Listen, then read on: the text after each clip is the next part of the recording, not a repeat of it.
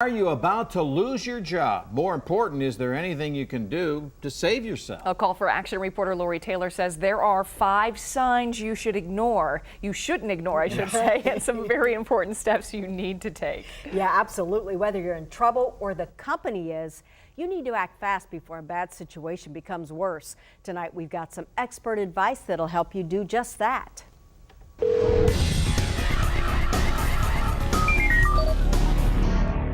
You love your job, or maybe you don't, but that doesn't mean you're not worried about losing it. Kendra Wheeler was about a year out of college when her first gig as a PR professional started going south. The workload started to change. It was starting to get very light. This 27-year-old didn't know it at the time, but her company was going under. According to hiring professionals, getting fewer assignments represents the first of 5 signs you're about to lose your job. It was scary, and it made for long days. The second sign, your company's been sold. The third sign you're about to lose your job, you're repeatedly called on the carpet. Sign number 4, your boss is avoiding you.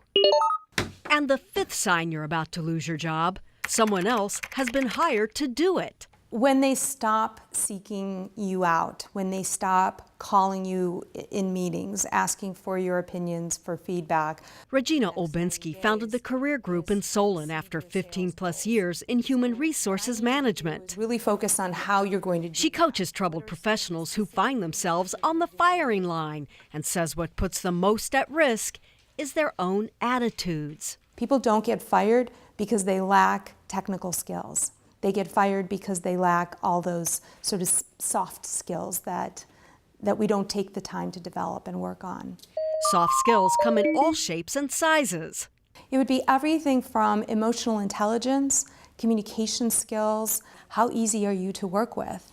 You know, are you generous with your time and your knowledge?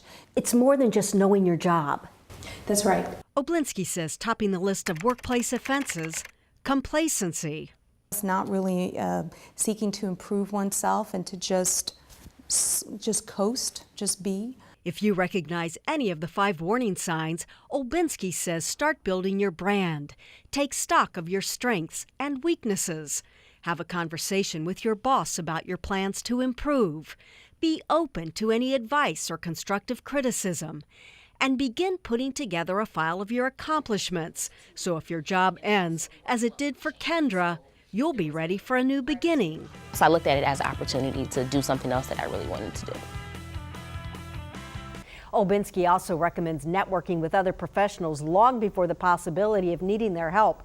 That way it doesn't appear you're calling only because you need something. And Lori, we talked about this before. Attitude is everything. If it's between you and somebody else, chances are if you're the positive, enthusiastic, helpful person that's always there for the company, obviously gives you a big advantage. Always, you know, every time I talk with a hiring professional and I say, what's the first thing you look for? It's always attitude.